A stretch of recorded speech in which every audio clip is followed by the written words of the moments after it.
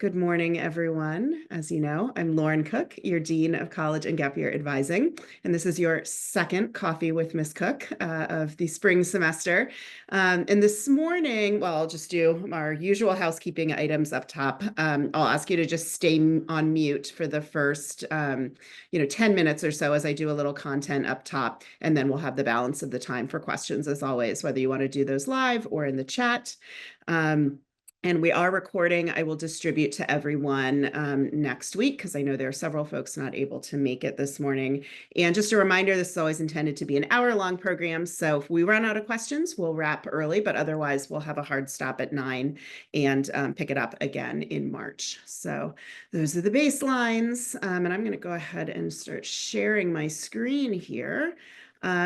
What I like to do at this time of year is talk a little bit about gap years. So let's get a slideshow going. There we go. This is just a real quick general overview, whether you've thought about gap years or not, just to kind of introduce the topic. And we can certainly continue back to it later. And folks have different ideas, of course, about whether they want their child to do one, whether they're even thinking about it, and then, of course, the specificity around it. But around this time 2 years ago, I went on a Masa Israel funded trip to see like 15 different gap year programs, as well as a number of Israeli universities, which was really helpful. And so I thought it would be good to just introduce this as a little bit of programming. So we'll just start, and now, of course, there's more information in the college advising handbook, some links to different things, some general advice about gap years, etc. But let's start with what a gap year is, make sure we're all on the same definition. So this is the year that could be a natural break between graduation from JCHS and then actually starting and enrolling in college. And it can be a nice time for students to get off the hamster wheel of our K through 12 educational system and just take a beat. For high school, they've been given a certain menu of disciplines and classes and things to choose from. There's, of course, a wider menu in college and out in the world. And so it can sometimes be, whether a student knows what they want to do or isn't sure what they want to do, a moment to explore, affirm, and kind of think about those things before embarking on what is an increasingly expensive prospect with college, right? And about anywhere between 20 to 30% of the JCHS graduating class will choose to do one each year. The past 5 years, it's been right around 20%. It's been a little bit of a dip and roller coaster as we've gone through COVID. Some years it's been a big spike, and some years it's been less. That usually averages out to maybe 8 or 10 kids from every class choosing to engage in this. And then what might you do during a gap, or why take a gap year? There's been a lot of research on this that, having a time to recharge can be really helpful. This can also be a great moment for personal growth and figuring out some of your own self-discipline without your parents around, reminding you to do things, setting your alarm, all the rest. Career exploration, especially for folks who feel like they know what they want to do. This could be a moment to take an internship or to step into a workplace and affirm that before they're committing to a major in college, or explore if they're really not sure what they want to do, which can help lead to a better sense of direction and purpose when they actually then land on that college campus. There can be some increased maturity and independence. Oftentimes, whether you're on a program or not, you may be living independently with some supports in place. Say you're on a program in Israel, you will have some adults checking in with you periodically, but you do have a bit more independent structure to your life. And then, obviously, if you're choosing to go to Israel, or we do have some students that might do, say, a language immersion program in Central or South America and connect with their roots there, it's a moment to connect with your heritage and identity as well. And as the research shows, you do have an increased chance of success in college when you've taken a moment to sort of solidify some of these things. And I certainly found that to be true when I worked on a college campus. We loved the kids who were coming in after a gap year because they did have this different sense of like focus and independence and maturity. And I think we're a little better positioned to take advantage of all the things that are available on a college campus rather than just coming in squeaking straight in from graduation. And then what are some of the options? So service is a big choice. There's a lot of things just in the US, like City Year, or AmeriCorps, where you're really, giving back to your community while living independently. Again, there could be work, internships. We've got a student this year who's just working and saving for college here in the Bay Area and has been doing some professional things to build his artistic resume. We've also got an alum who spent the fall in like Fiji doing some marine biology things, and then is here home second semester doing an internship with a film company. So a chance to do some practical work. Language immersion, as I noted, a lot of the Israel programs have a Hebrew component to them. If they haven't been taking Hebrew at JCHS, just doing some to be able to kind of get around in Israeli society, or in other countries pursuing other foreign languages. Travel for sure can be part of it. One popular program we've had some students do out of Israel called Kivunim is based in Israel, but you go out and go to different countries and explore where the diaspora has been and what led them there and whatnot. There's also, we had a student do programs throughout Central and South America that stopped in 4 or 5 different countries. There may be some academic component for some students, especially if there's a more complex learning profile. This can be a great year to shore up some executive functioning, study skills, that sort of thing. There's also a great program in Israel through Bar Ilan University where you're doing some Judaic studies, some Hebrew and other courses, and you actually leave that year-long program. It's called Israel XP with a full year's worth of college credits if you want to access those. So then we've had some students enter college as a transfer student. And then, along with that, Jewish learning can certainly be a part of this if you would like. And note that it also doesn't have to be a program. I think sometimes folks assume gap years are expensive.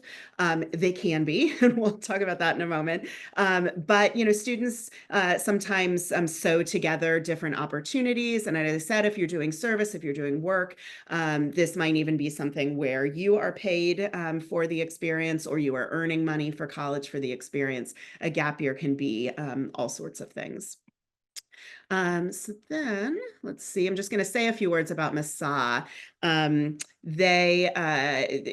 is the Hebrew word for journey. And so Masa Israel does a number of things in the country and they are funded by the government there. But their gap year program is one of many things. And they oversee like 25 or so different gap year programs. And while they don't specifically work with yeshivas and seminaries, if your families are thinking about that, they do have 1 or 2 in their collection, but they do tend to be a little bit more secular, or some machina programs where you're sort of learning and working side by side with Israelis. But one common denominator is whatever program you're doing with them, they do bring folks that are on gap year programs together periodically to talk about things like transitioning to a college campus, learning to deal with anti-Semitism, how to make meaning of your time in Israel and integrate into your adult life after you leave the country. So they do have some supports and baseline things that they do regardless of the particular program and flavor of your experience there. I will just note that I'm happy to talk more specifically about programs that they do there, or yeshivas, seminaries, etc. And JS faculty at school are also knowledgeable about a lot of things. And then we've got alums that have done a number of these different programs, some that are abroad now. So I'm always happy to connect students with each other to learn about the experience on the ground. And I will also note sometimes folks ask why we focus on Israel so much. Well, of those folks that go on a gap year each year, about 90% of them are going to Israel. So that is by far the majority choice, although there's always 1 or 2 that are doing something different, which is great as well. And then Masa has a lot of information on their website, so you can feel free to go to Masa Israel and just Google gap years, and you'll see a whole list of programs there and some search filters and all of that to check out. Okay, considerations to think about with a gap year. I do really encourage folks to think about still applying in senior year along with their peers. It sort of keeps them aligned with their peers, continues to give them access to me as they go through the process.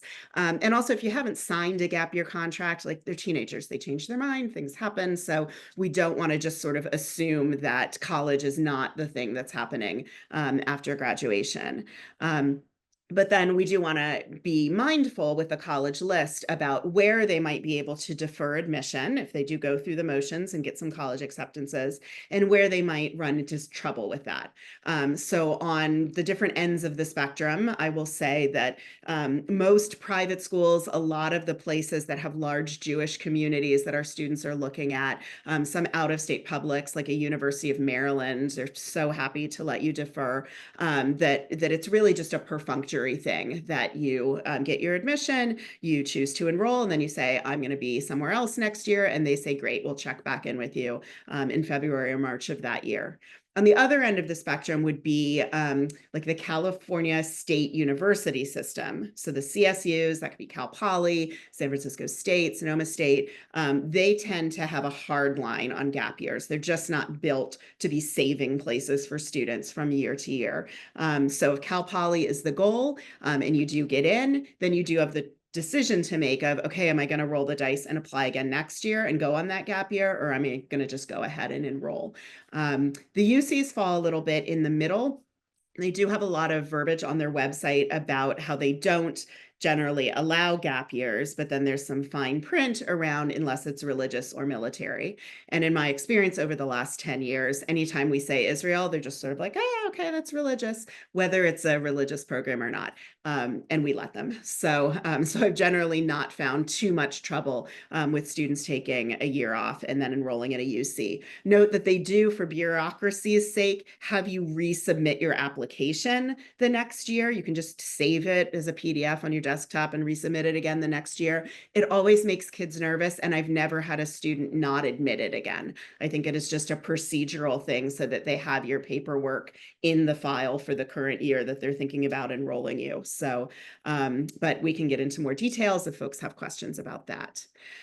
You also want to think about, is the program you're looking at something that will give you college credit? Like I mentioned with that Bar Ilan program, with some places, coming in with some college credit is fine. With some places, some credits may transfer, some may not. With some places, this can be a non-starter, and they will say, you need to submit an application again. You're now a transfer student.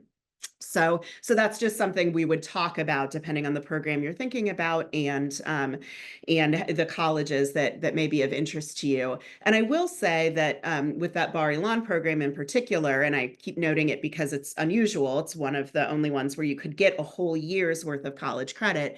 They actually, one of their co-heads of the program is really a sophisticated college counselor. She and I have had a number of conversations about the work she does with students. She was at the school in December for their visit. And she helps students if they want to reapply or apply to new places. And we actually had a student in the class of 2021 that had deferred from University of Maryland, spent the year at Bar Ilan, worked with her, applied as a transfer student to Cornell, got into Cornell, and just recently graduated from there after only, I think, 2.5 or 3 years of classes, because he came in with transfer credit. So it doesn't have to be bad news bears if you've got college credit and it moves you to a transfer student. So sometimes you can sort of cash up, as it were, because you're a different student reapplying as a transfer student. And then, of course, the question of cost.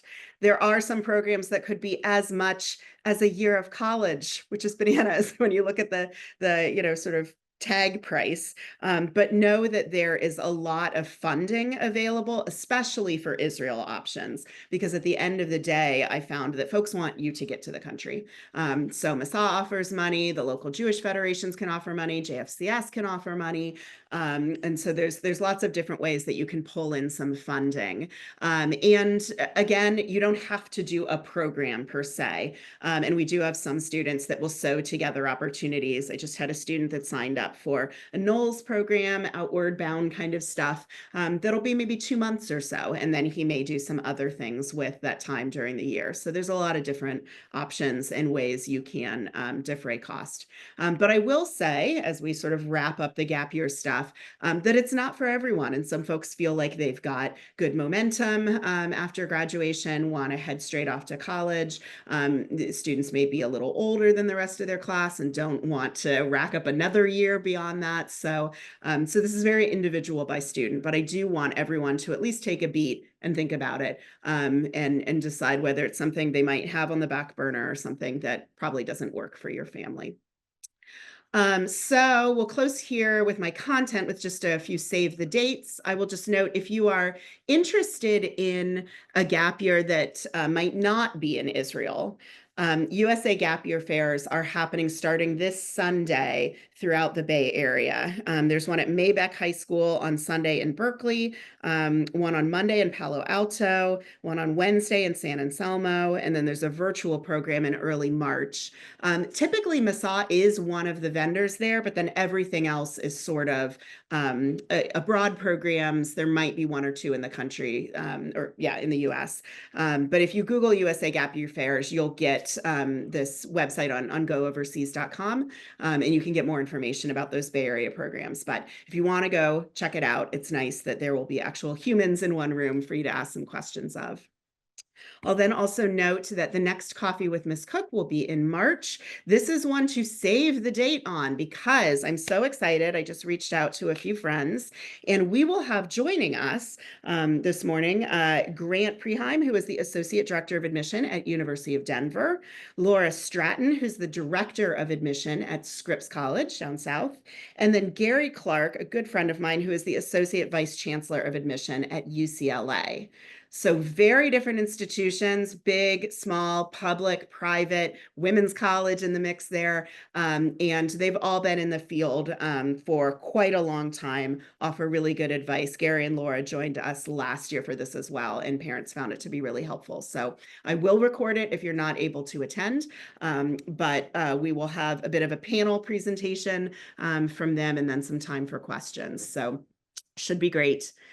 I'll just remind you again, I'll be doing this with every Coffee with Ms. Cook when the case studies program is at USF. I think that is a week after the end of Pesach break. Again, this is the moment where we'll have 100-some college admission reps coming in from around the country. They spend half the time doing a mock admission committee with you all in small groups. This is for both students and parents, and then half the time at a college fair. So it's a really great chance to connect with some college reps and learn a little bit more about some of the basics of the process.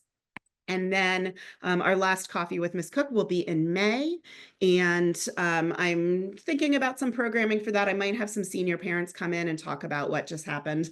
And if they have any advice for you, we'll see what's on our minds by the end of the school year. So with that, I will stop prattling on and see what questions you all have. There's a question about, do we have to register for the case study program?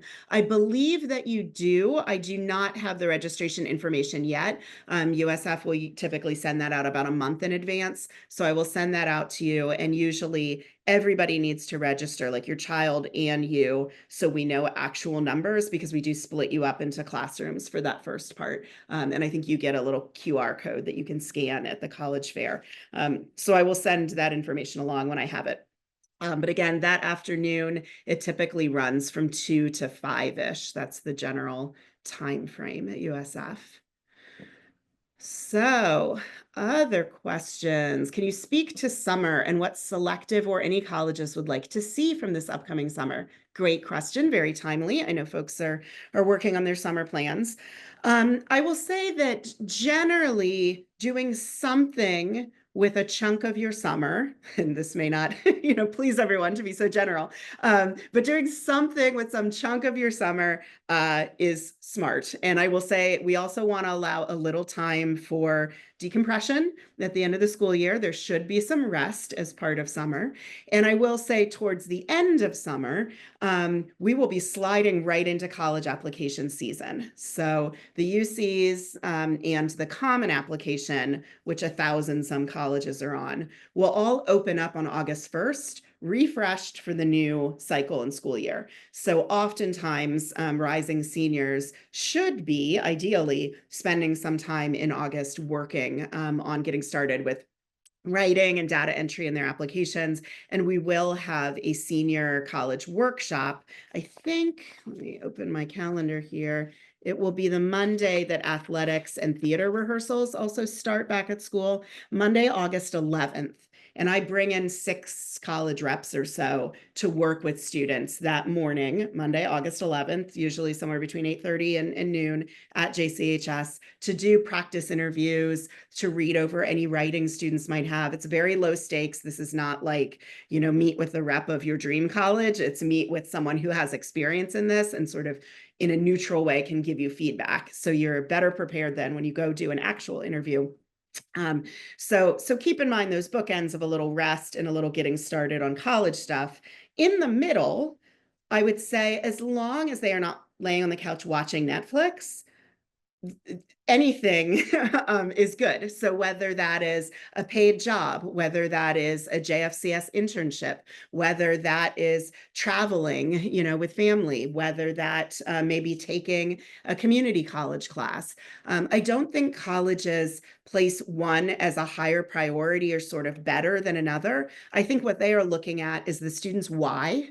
Why are they engaged in this? If they've been going to Camp Tawonga for the last 10 years and now they're a counselor and they're really invested, that's great. And then the colleges might want them to talk about why they spent part of the summer that way. If someone is interested in robotics and they, spent part of the summer interning with a robotics lab or doing a robotics program on a college campus, terrific. That builds their narrative towards the major that they're interested in. And they might talk about why, they chose to do that. So I would think less about trying to figure out what colleges want and how to be the most you can be, and be thinking reflectively. There's going to be a lot in the next year of me pushing your kids to articulate why they're interested in something, why they've made choices they've done. Because colleges are going to, that's the thrust of the writing on their college applications is a lot of their why. So I know that's a general answer, but hopefully that helps a little bit. Let's see, another question. Are there similar supports resources in the fall for students who may still be away on summer programs on August 11th? Absolutely. So I am always available to do mock interviews with your students. I did, I don't even know, 1,500 interviews when I worked for a college for almost 20 years. So I'm certainly happy to sit down with them and practice how they talk about their why and attending JCHS and all the rest. And just a note on interviews, fewer and fewer places are actually offering them. So if you're looking at really big schools, if you're looking at public schools, interviews are probably not going to be part of the process because they just don't have the bandwidth and the staffing to be able to do that. It tends to be smaller institutions, the small liberal arts colleges, some of the smaller, private mid-sized schools that may offer interviews. But I do think generally it's really good for a student to practice that, because I remember my college interview was the first time I made like sustained eye contact with an adult, and that can feel super weird. So do it with me first, do it with somebody so that you practice that muscle a little bit before then you do it with a stranger.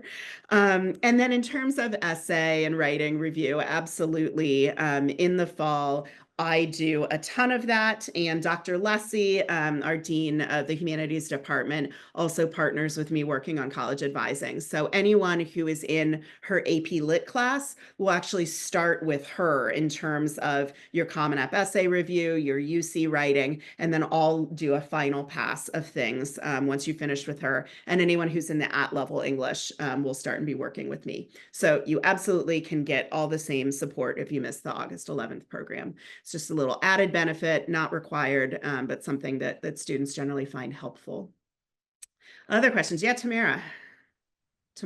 Just on the thanks, Lauren. Yeah. What you were just speaking to, so if somebody's in the at-level English, is that part of their English class and they're working with you, or it's just on the side? Right. So to clarify, and thank you, that's a great question. At the end of this year, they will have an essay assignment in their English class, whether it's AP Lang or the at-level English. They will do a Common App essay at the end of the year that I look at, but they're teacher grades. And that's just a starter practice. In the fall, I think the at-level class might offer a class time or two where they can just be working on their college writing if they would like. And they, can absolutely, whoever their teacher is, can get some support on that. But a lot of it is outside of class. And so it's about sharing Google Docs back and forth and doing some commentary asynchronously. And then, of course, I'm meeting with students to talk about stuff as well and do some brainstorming on topics and all the rest. So it's a little bit of both. And how early do colleges reveal their essay questions for their supplemental essays in terms Yeah, of, I know my kid would like to try and do as much essay work before school starts because it's painstaking. So right. I'm thinking about how to structure that into the summer. Yeah, typically around now into early March, we will see notice from the Common application that's either affirming that the questions are the same or letting us know if one of them is being tinkered with a little. And same with the UCs. So I'll be doing some Googling on that in a few weeks so we know what the English classes are working with at the end of the year. But yeah, so soon we'll know the big picture stuff. That Common App essay is the longest one, 650 words, and the UC prompts, which haven't changed in a long time. There's 8 of them. You choose 4. They're 350 words a piece. These are the 2 big general kinds of writing most people are doing. Now, lots of colleges have 1 or 2 short supplemental questions, and those we typically don't know until August. Most folks have them as part of that August 1st launch, that they will then be in Common App, but not everybody. So every once in a while, there's a school that's saying, it'll be out September 1st or whatnot. So I would encourage people to be thinking about those as stage 2. And usually it's that Common App essay folks are kind of wrestling with the most over the summer and might even sometimes still be working on and changing into the fall. Some of our perfectionists might do 6 different topics, which makes me concerned about their anxiety level. but because it's this longer piece of writing, I know they want to get it right. And then working on those UC essays, that can sometimes give some fodder for those other supplemental things. If someone writes about an extracurricular for the UCs and then University of Denver is asking about a universe or extracurricular that's important to you, you can really just recycle that. So by the time we're getting to October, November, there's a lot of recycling going on. That's what my meetings are. Can we shoehorn this one into this question? Which usually it's yes. So but yeah, soon, in the next probably 2 or 3 weeks, we'll know for sure what the prompts are for those big pieces. I will also say, I love that students want to work on stuff over the summer. I definitely encourage that. And I am available. I work 12 months of the year. So I'm not always at JCHS, but I do offer Zoom appointments here at home. I'm definitely checking email and giving feedback on writing every day. I do find, though, that the students get better into the fall, right? Because this first person writing can at first be awkward. They're also being pushed to be reflective, that they might not have been thinking about their why, and all this. And so I don't want folks to think that they can be done by the time school starts, because that's just rarely practical. But I'm absolutely encouraging folks, if they're not off at camp or whatever and have the time during the summer, to get a jump on it.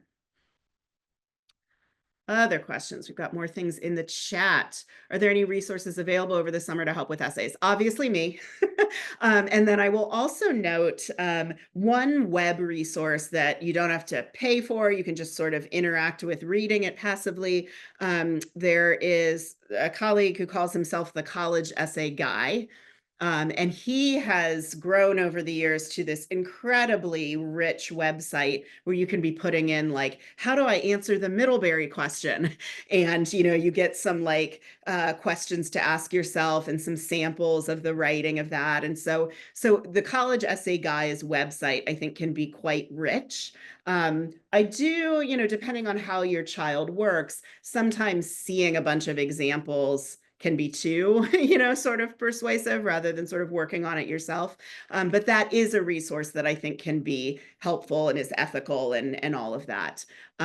Depending on your child's learning profile, there are some students who have struggles with dysgraphia or other things where having a regular tutor that they're working with for writing can be important. And I'm happy to pass on some names of folks who, are specifically helpful with folks that have learning profiles that can be more complex. But generally, I think that folks find between me, Dr. Lessie, and some web resources that they're in good shape.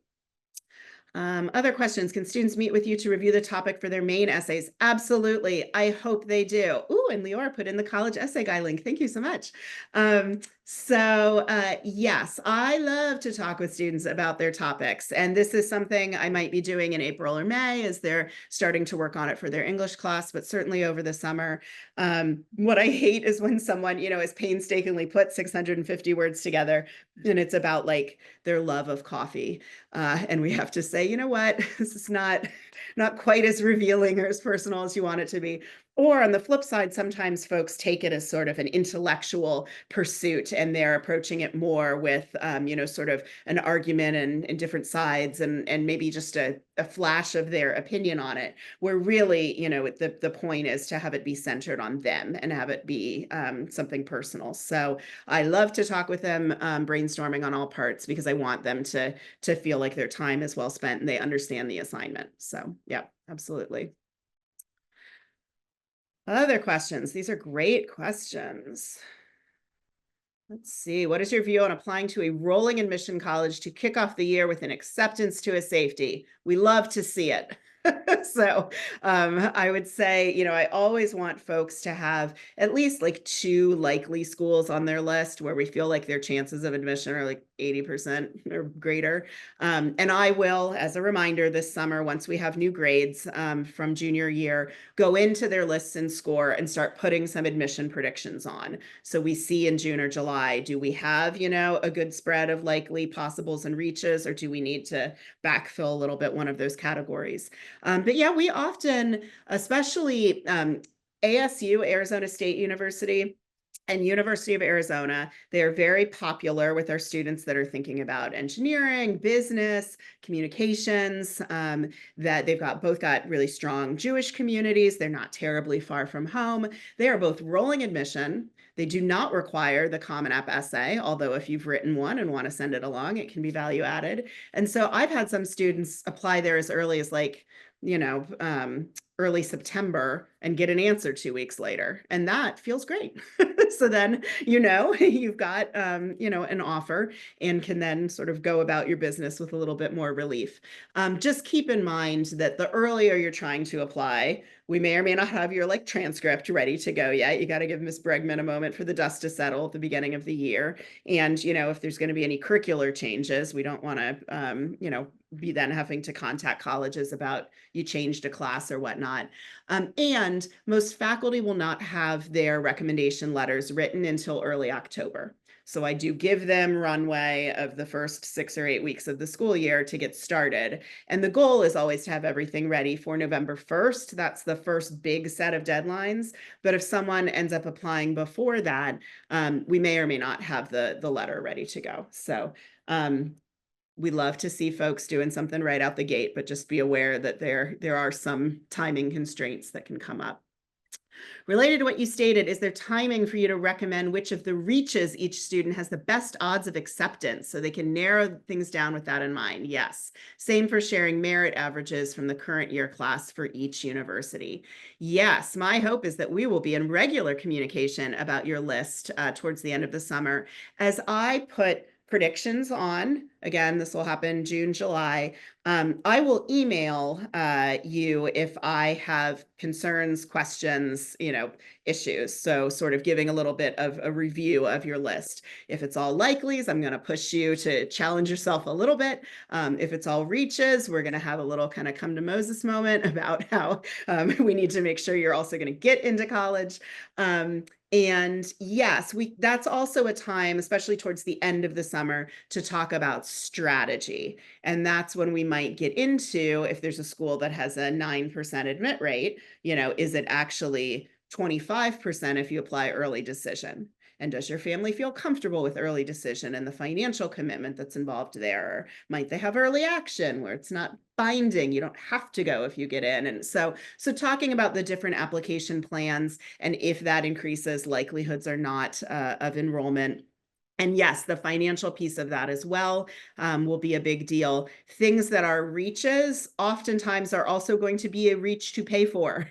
And things that are likely are oftentimes going to be places where you would be more likely to afford it, either because it is a CSU with a high admit rate and a low cost of tuition, or because your child is beyond their average profile for admission. And so if they were to enroll, they want to compel your student to enroll. So that's where they might throw out the $20,000, $30,000 merit awards a year because they want your child's stats in their pool, right? So yes, and I will be waiting with bated breath. I'm starting to look at some financial awards from different students and institutions to get a sense of what generosity has been looking like this year. Tamara, yes. Just tell me if this is too drilled down, but I'm interested in, I'm thinking both about, do schools think about the sibling is already there and that's a plus? And does that matter, early decision or not? And I'm then specifically looking at the data for JCHS and Brandeis, thinking about early decision for Brandeis and how much it matters. And do you have I imagine you have a lot of depth of knowledge on that issue. Yep. So yes, to the first piece, which is generally titled legacy admission, and legacy typically means a parent or sibling having also attended that institution.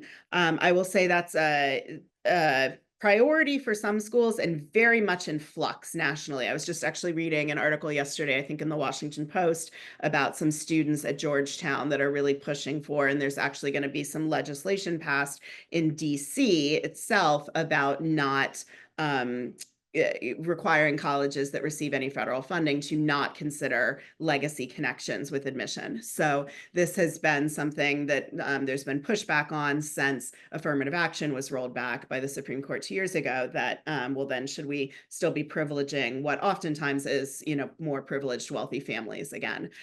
So I would do some Googling with schools you're thinking about to see what their policy is. A lot of folks are stating it very clearly on their website, or there's been a news article saying if they're rolling it back or still doing it. So it depends on the school. With Brandeis in particular, I will say Brandeis loves JCHS. And if you are in SCORE, the software, and if you are not hooked up with your student and have a login to SCORE, let me know. But you can look in at each college and see a scattergram that has JCHS history in there.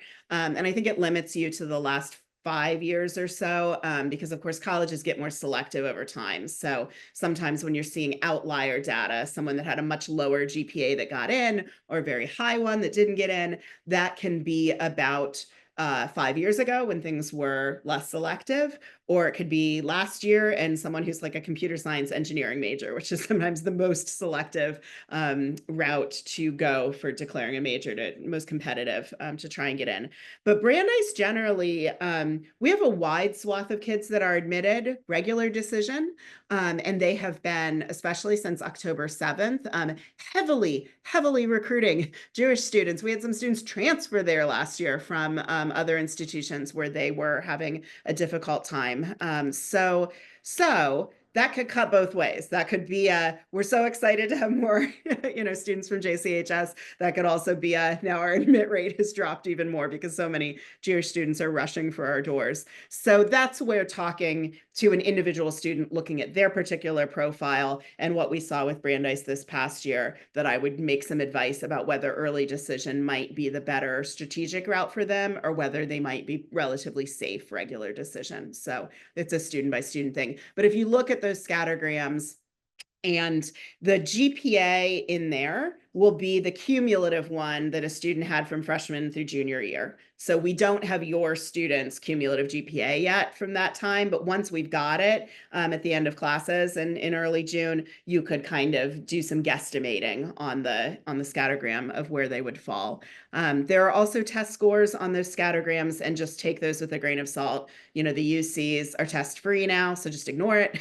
Where a place like Brandeis has been test optional for a long time. So some people are probably submitting scores and some aren't. And if long I against look on the that scattergram, Mhm. um, do you have a, like, 5% of those students or 30% of those students were early decision in the last 5 years, or any sense of that? I would say probably 2 or 3 were early decisions. So the bulk were regular. So yeah, it's been a very, very small number actually committing that early. Okay, a couple more things in the chat. Let's see. Curious if you can speak to how students have done in ED results this year. I can. It's been a mixed bag, and I will note generally that lots of folks apply early decision or early action or regular, and some it's more of a leap of faith than others, right? So some are applying early decision, and I think that the data shows they have absolutely no chance of getting in, and then they don't get in. And so that is, not a surprise to me. So, and then there are students that I think are absolutely qualified and apply. And we did have several students get in December to top choices. We just recently had another round last weekend. Someone got into Harvey Mudd, someone got into George Washington. So that's been very exciting. And we've had a number of deferrals. So that's the wait and see then until March about the final word on their application. And then a fair number of denies, not too many that were surprising to me, but 1 or 2. So it's been, I think last year we had a real spike of some Ivy good news early on. And this hasn't been that kind of year, but we also haven't had those kind of applications. So as much as I can kind of generalize, basically what I've been seeing this year has not been a huge surprise to me. So we've got one student committed to the Jewish Theological Seminary Columbia program, one committed to Wellesley College, one committed to Wash U. Those were all December decisions.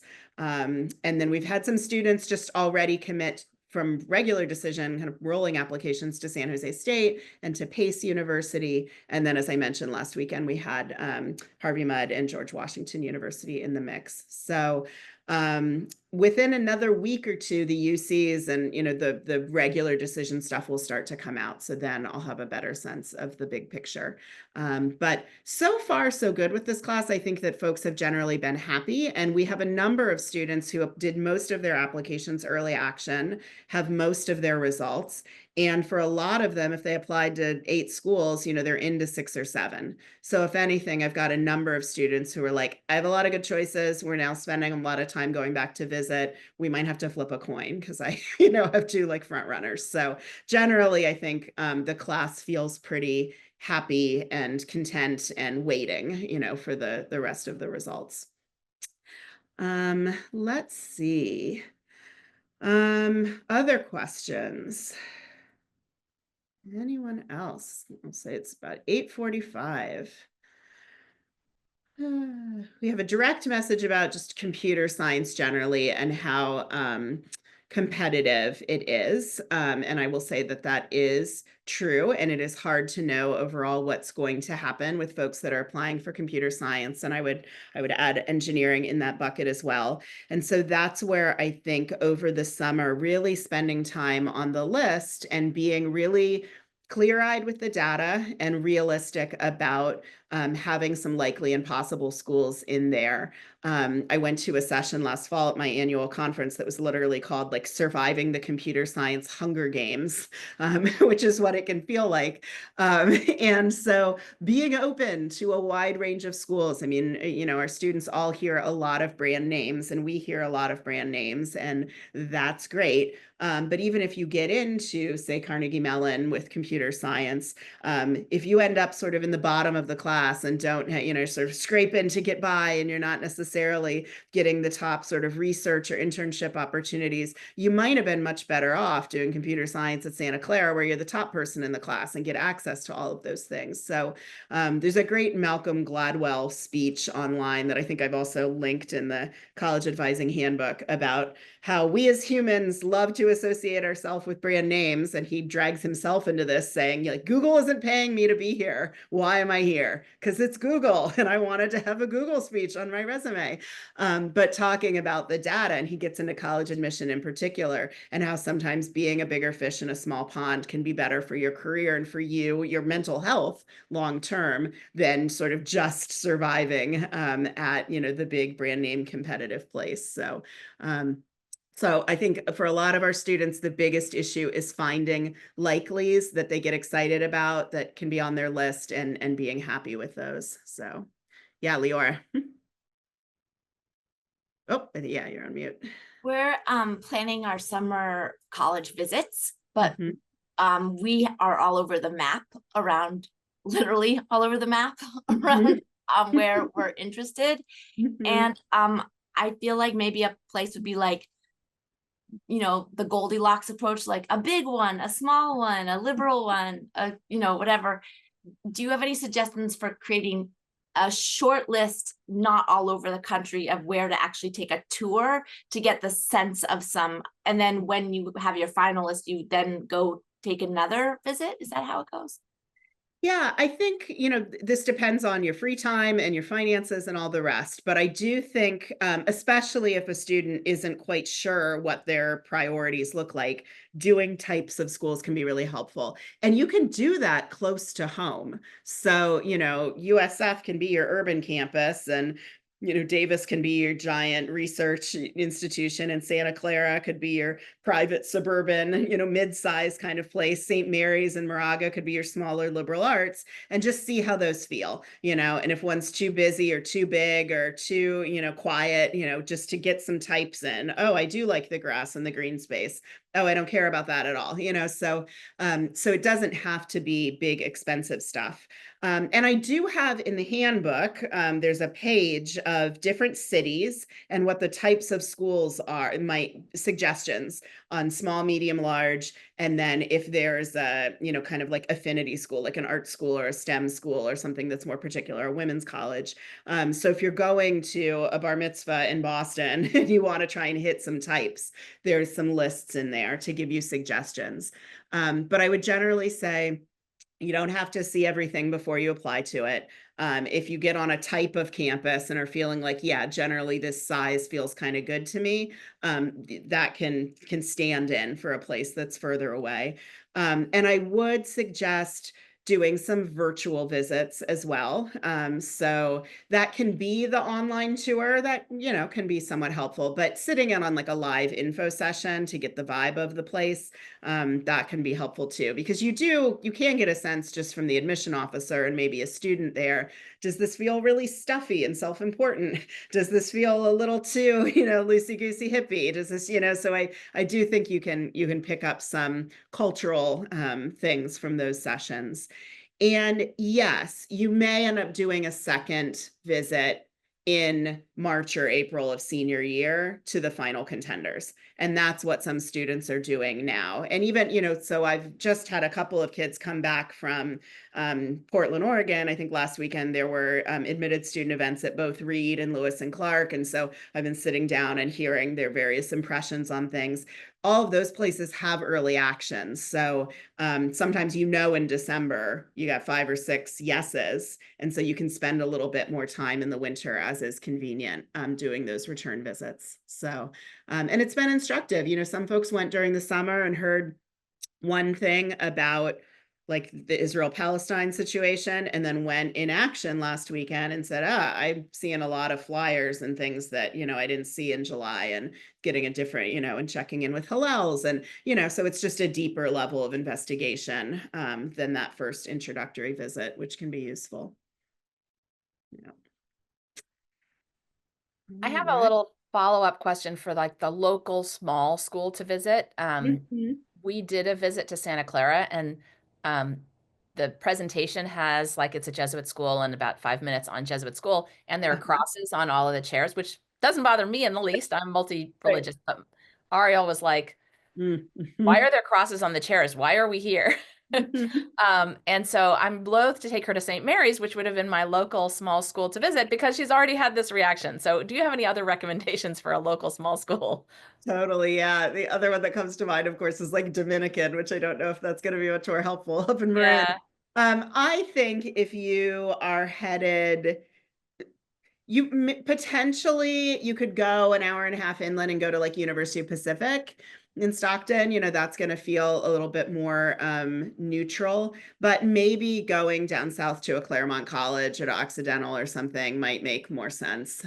Yeah, and this is part of the problem with California and sometimes students that want to stay in state. We just have fewer schools than you're going to find in other places and fewer smaller liberal arts colleges. It's just like that's such a New England, New York, tri-state area thing, and up in the Pacific Northwest. So, but the Claremont colleges, Occidental, there are a handful, even a Chapman, a mid-sized place down south. While that had some religious founding initially, they're very multi-faith at this point and actually have this amazing collection of old Torah scrolls and whatnot. So anyway, there's a number of places down south you can check out. Yeah, question, Mills is now Northeastern. Yeah, so Northeastern University in Boston is just buying up campuses. They just bought Marymount University in New York. And I have feelings about Northeastern that we can talk about at a different point. And I will admit, I got my master's from there. I am technically an alum, but they play a heavy enrollment management game. And at this point, I'm not sure who they admit to their Boston campus. I've seen all sorts of offers in the past few years where, you spend your first year at Mills, you spend your first year at Marymount, you spend your first year in London. I don't know who's going to Boston, but yes, Mills is not an entity anymore, which is sad for me as also a women's college graduate. Would that be though a place to see what a small campus is like, or no? Because it's Northeastern is so big.